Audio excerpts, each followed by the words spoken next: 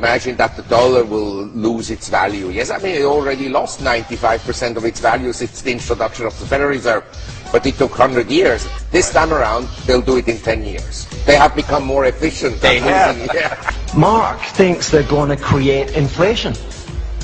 Now, the precedent of Japan suggests that these guys are muppets. The precedent of Japan suggests that when it comes to the organization of economic affairs, if you allow leverage in your society to breach a certain level, we're not sure what that level is, but let's call it 200 or 230% of GDP, then what happens is monetary policy doesn't work. Fiscal policy doesn't work. So Japan is an example where we've had hideous politicians and hideous intervention.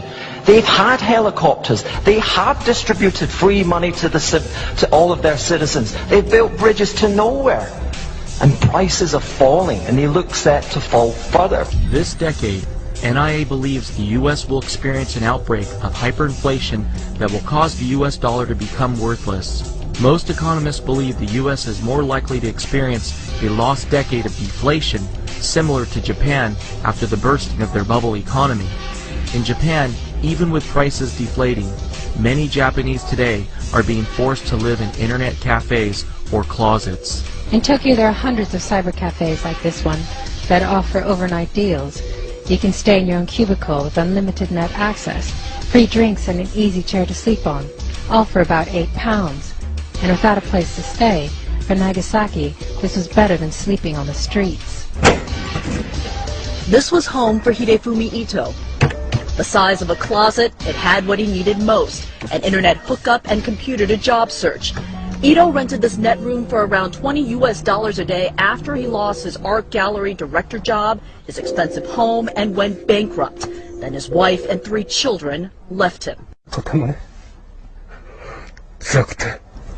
With average GDP growth of 10% in the 1960s, 5% in the 1970s, and 4% in the 1980s, Japan's GDP grew to the second largest in the world. However, during the years 1986 to 1991, a bubble formed in Japan.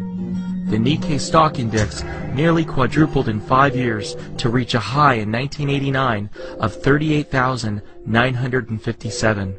Altogether, between the years 1955 and 1990, Japan's stock prices appreciated 100 times in value and land prices increased 70 times in value. By 1993, Japan's bubble burst with both stock market and real estate prices being cut in half.